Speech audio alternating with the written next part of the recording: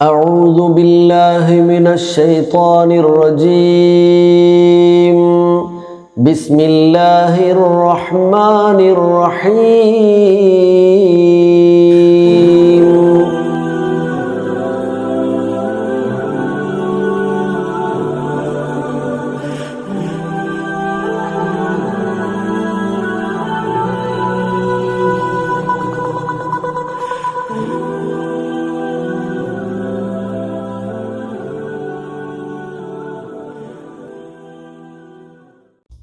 الحمد لله رب العالمين والعاقبة للمتقين لا عدوان إلا على الظالمين ومن تبعهم بإحسان إلى يوم الدين. أما بعد. സ്നേഹ ബഹുമാന്യരായ സത്യവിശ്വാസി സഹോദരങ്ങളെ, വിശുദ്ധ ഖുർആൻ വെളിച്ചം പഠിതാക്കളെ, അസ്സലാമു അലൈക്കും വറഹ്മത്തുള്ളാഹി വബറകാതുഹു. 29-ാം അധ്യായം സൂറത്തു അൻകബൂത്തിന്റെ 31-32 വചനങ്ങളുമായി ബന്ധപ്പെടുത്തി ചില കാര്യങ്ങളെ ഇന്നത്തെ സംസാരത്തിൽ കൊണ്ടുവരാനാണ് ആഗ്രഹിക്കുന്നത്. അല്ലാഹു സുബ്ഹാനഹു വ തആല കാര്യങ്ങളെ നന്നായി കേൾക്കുവാനും മനസ്സിലാക്കുവാനുമുള്ള ബോധം നൽകുമാറാകട്ടെ.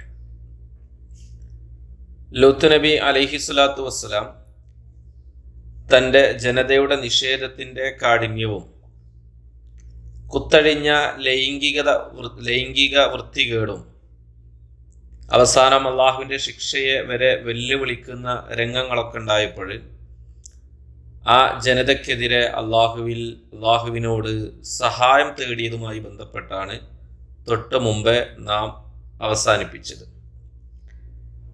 അങ്ങനെ ആ പ്രവാചകന്റെ പ്രാർത്ഥന അള്ളാഹു സുബ്ഹാനഹു വ തആല കേൾക്കുകയും ആ ജനതയെ ശിക്ഷിക്കാനായി അവൻ്റെ മലക്കുകളെ ദൂതന്മാരായി അള്ളാഹു പറഞ്ഞയക്കുകയും ചെയ്തു.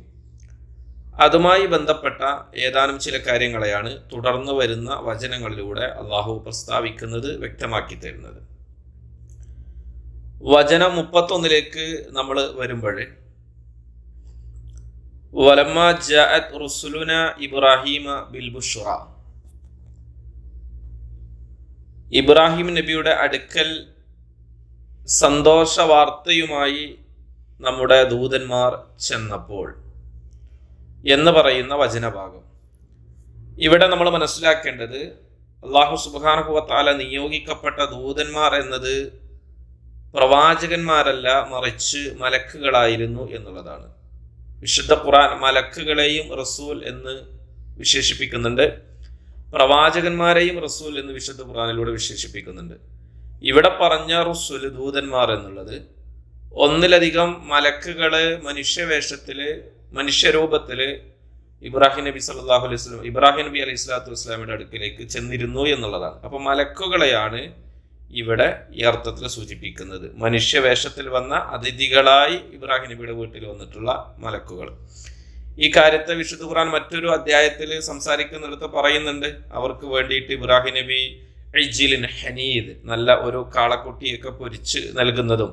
അങ്ങനെ ആ അവര് മലക്കുകളായതിനാൽ മലക്കുകളെ സംബന്ധിച്ച് ഭക്ഷണവും പാനീയൊന്നും വേണ്ടല്ലോ, അവരാ ഭക്ഷണമൊക്കെ ഉപേക്ഷിച്ചിട്ട് കഴിക്കാതെ, ഇബ്രാഹിം നബിക്ക് ഉണ്ടായ ഒരു വെപ്രാളൊക്കെ ആ സമയത്ത് ഖുർആൻ സൂചിപ്പിക്കുന്നുണ്ട്, വിശദീകരിച്ചു പോകുന്നില്ല. ആ സമയത്ത് അവരോട്, നിങ്ങൾ വ്യസനിക്കേണ്ട ആവശ്യമില്ല, സങ്കടപ്പെടേണ്ട, പേടിക്കേണ്ടതില്ല, ഞങ്ങൾ അല്ലാഹുവിൻ്റെ മലക്കുകളാണ്, ദൂതന്മാരാണ് എന്ന് അവരെ പറഞ്ഞ് സമാധാനിപ്പിക്കുന്ന രംഗമൊക്കെ കാണാൻ കഴിയും. അപ്പൊ ഇവിടെ വന്നിട്ടുണ്ടായിരുന്നത് മലക്കുകളാണ് ആ ദൂതന്മാർ എന്നുള്ളത് മനസ്സിലാക്കുക. ഇനി ആ മലക്കുകളുടെ ലക്ഷ്യം എന്താണ്, ദൗത്യം എന്തായിരുന്നു? അവിടെയാണ് നമുക്ക് 2 കാര്യങ്ങളെ വായിക്കാൻ കഴിയുന്നത്. ഒന്ന്, ലൂത്ത് നബിയുടെ ജനതയെ നശിപ്പിക്കുക, അതാണ് അവരുടെ മുഖ്യ ലക്ഷ്യം. വരവിന്റെ ദൗത്യത്തിന്റെ പ്രധാന കാര്യം എന്നുള്ളത്, മുഖ്യമായ വിഷയം എന്നുള്ളത് സദൂം ദേശത്തേക്ക് കടന്നു പോവുക, അവരെ നശിപ്പിക്കുക എന്നുള്ളതാണ്, അക്രമികളെ നശിപ്പിക്കുക. രണ്ടാമത്തേത്, ആ ഇബ്രാഹിം അലൈഹി സ്വലാത്തു വസ്സലാം വൃദ്ധരായിട്ടുള്ള ദമ്പതികൾക്ക് മക്കൾ ജനിക്കുന്ന സന്തോഷ വാർത്ത അറിയിക്കുക എന്നുള്ളത്. അപ്പൊ വചനത്തിൽ ഇവിടെ ആദ്യം പറഞ്ഞിട്ടുള്ളത്, അവരുടെ യാത്രയിൽ ആ വരവിൽ ആദ്യം സംഭവിച്ച കാര്യത്തെ ആദ്യം പറഞ്ഞു എന്നുള്ളതാണ്. ബിൽ ബുഷ്റ, സന്തോഷ വാർത്ത അവർ എത്തിക്കുന്നവരായിരുന്നു എന്നുള്ളതാണ്. അപ്പൊ അവരെന്ത് ചെയ്ത്, ഇബ്രാഹിം അലൈഹി സ്വലാത്തു വസ്സലാമിന്റെ വീട്ടിൽ കയറിയിട്ട് ജനിക്കാൻ പോകുന്ന മക്കളെ പറ്റിയിട്ട് സന്തോഷ വാർത്ത അറിയിക്കുന്നു. അതാണ് ആ സന്തോഷ വാർത്ത എന്നുള്ളത്. അതായത് പ്രായമായിട്ടും മക്കളില്ലാത്ത ആ ദമ്പതികൾക്ക് ജനിക്കാൻ പോകുന്ന മക്കളെ പറ്റിയിട്ട് പറഞ്ഞു കൊടുക്കുക. ഖുർആൻ അത് പറയുന്നുണ്ട്. 11-ാം അധ്യായം സൂറത്ത് ഹൂദില് ഫബശ്ശർനാഹ, അങ്ങനെ അവരെ നാം അറിയിച്ചു ഇസ്ഹാഖിനെ പറ്റി, വരാനിരിക്കുന്ന ഒരു മകനെ പറ്റി. വമിൻ വറാ ഇസ്ഹാഖിന് ശേഷം യാക്കൂബ് എന്ന മകനെ പറ്റിയിട്ട്. അപ്പോൾ വരാനിരിക്കുന്ന മകനെയും മകനിൽ ജനിക്കാനിരിക്കുന്ന മകനെയും ഒക്കെ പറ്റി അവർക്ക് സന്തോഷ വാർത്ത അറിയിച്ചു എന്നുള്ളതാണ്. കൂട്ടത്തില് ആ സമയത്ത് അവരത്ഭുതപ്പെടുന്ന രംഗവും ഒരു അസാധാരണമായി സംസാരിക്കുന്നതും ചിരിക്കുന്നതൊക്കെ ഖുർആൻ അവിടെ വിശദീകരിക്കുന്നുണ്ട്. നമ്മളത്ര വിശദീകരിച്ച് മുന്നോട്ട് പോകുന്നില്ല, അല്ലെങ്കിൽ അത്ര പറയേണ്ട ആവശ്യമില്ല എന്നുള്ളതിനാൽ ഇനി ഈ സന്ദർഭത്തിൽ ഇബ്രാഹിം അലൈഹിസ്സലാത്തു വസ്സലാം ആ ദൂതന്മാരോട് ചോദിക്കുന്ന രംഗമുണ്ട്. എന്താണ് നിങ്ങളുടെ വരവിൻ്റെ മുഖ്യ വിഷയം, എന്താണ് ഉദ്ദേശം, എന്താണ്? ഖാല ഫമാ ഖത്ബുകും അയ്യുഹൽ മുർസലൂൻ, അല്ലയോ ദൂതന്മാരെ, എന്താണ് നിങ്ങളുടെ വരവിൻ്റെ ഉദ്ദേശം? അപ്പോഴാണ് മലക്കുകൾ മറുപടി പറയുന്നത്. ഈ ആയത്തിലെ 31-ാമത്തെ വചനത്തിലെ ഖാലു, അവർ പറഞ്ഞു, ഇന്നാ മുഹ്ലികു അഹ്ലി ഹാദിഹിൽ ഖറിയ, ഞങ്ങൾ ഈ ഒരു രാജ്യത്തെ ഈ നാട്ടുകാരെ നശിപ്പിക്കാൻ വേണ്ടി വന്നവരാണ്. ഇന്നാഹ്ലഹക്കാനുള്ളാലിമീൻ, അവർ അക്രമികളാണ് എന്നുള്ളത്.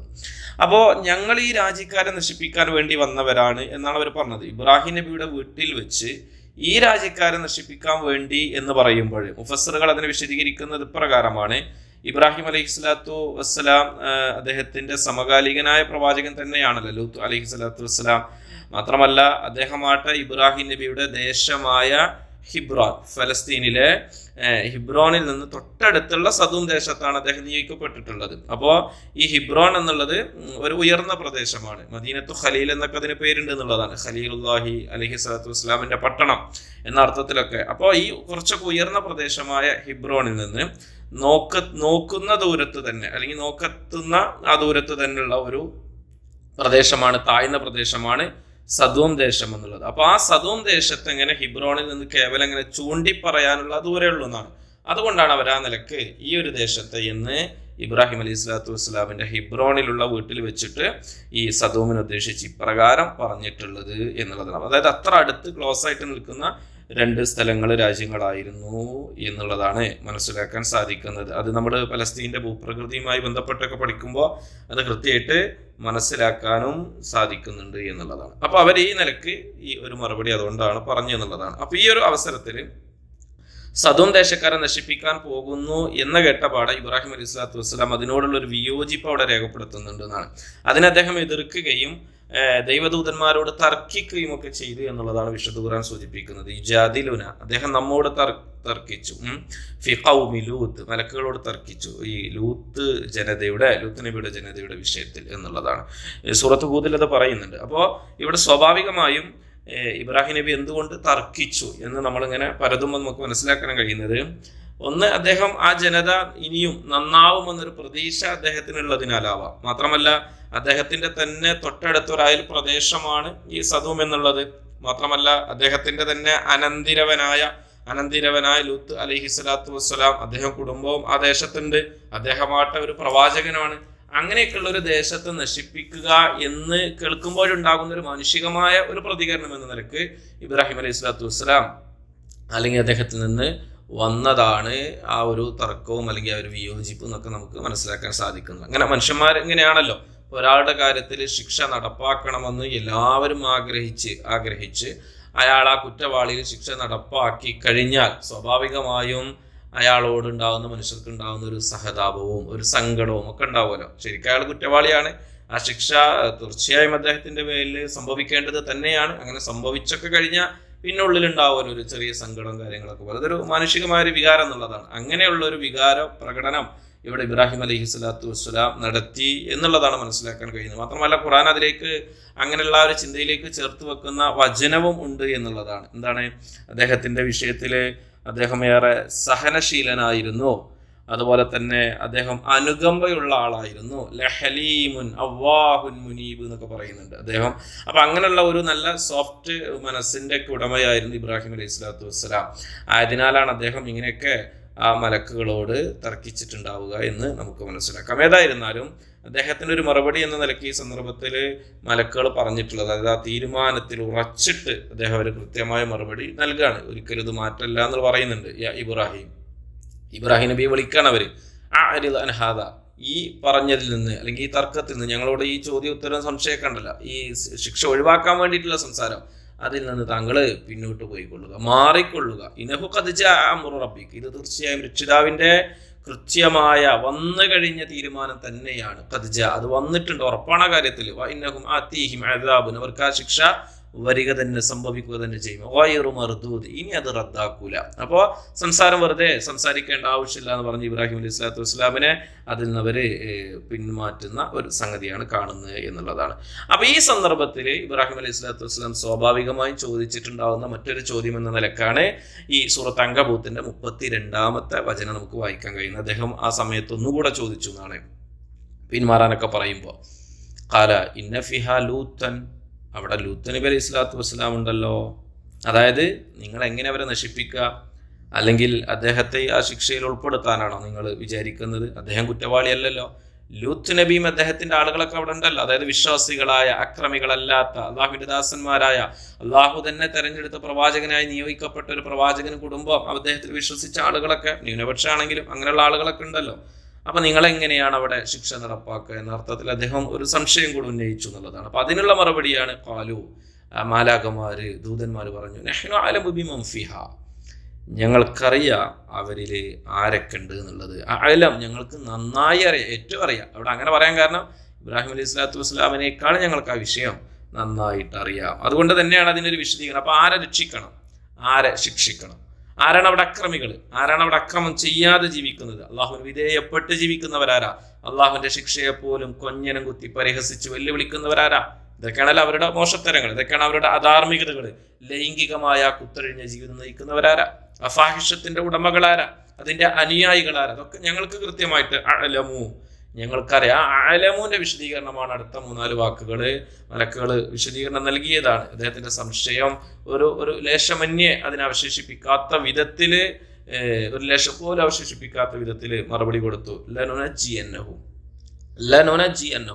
അദ്ദേഹത്തെ അതിൽ നിന്ന് രക്ഷപ്പെടുത്തുക, അതായത് ലൂത്ത് നബി, വഅഹ്ലഹു, അദ്ദേഹത്തിന്റെ കുടുംബത്തെ.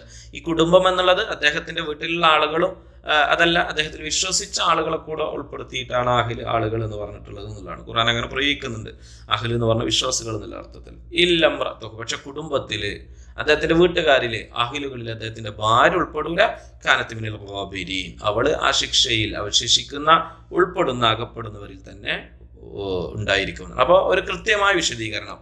ഇന്ന ഫി ഹലൂത്തൻ എന്ന ഇബ്രാഹിം അലൈഹി സ്വലാത്തു വസ്സലാമിന്റെ ഒരൊറ്റ സംശയത്തിന്റെ ഒരു ചോദ്യത്തിനാണ് ബാക്കിയുള്ള സംസാരം മുഴുവനുള്ളത്. ഞങ്ങൾക്ക് നന്നായിട്ട് അറിയാം ആരൊക്കെയാണ് അതിൽ ശിക്ഷിക്കപ്പെടാൻ പോകുന്നത്, രക്ഷപ്പെടാൻ പോകുന്നത് എന്നുള്ളതും കൂടെ ഇബ്രാഹിം അലൈഹി സ്വലാത്തു വസ്സലാമിയുടെ സംശയം മാറ്റിക്കൊണ്ട് അവര് മറുപടി പറഞ്ഞു എന്നുള്ളതാണ്. അപ്പോൾ ഇതിനൊക്കെ ശേഷം അവര് കൃത്യമായൊരു മറുപടി നൽകി. ദൂതന്മാരായ മലക്കുകൾ ഇബ്രാഹിം അലൈഹി സ്വലാത്തു വസ്സലാമിന്റെ വീട് വിട്ടിറങ്ങി നേരെ സദൂം ദേശത്തേക്ക് പ്രവേശിക്കുന്ന രംഗമാണ് തൊട്ടടുത്ത വചനങ്ങളൊക്കെ ആയിട്ട് ബന്ധപ്പെടുത്തിയിട്ട് വായിക്കാൻ കഴിയുന്നത്. ഇൻഷാ അല്ലാഹ് നമുക്ക് മനസ്സിലാക്കാം. അല്ലാഹു തൗഫീഖ് നൽകട്ടെ. അസ്സലാമു അലൈക്കും വറഹ്മത്തുള്ളാഹി വബറകാതുഹു.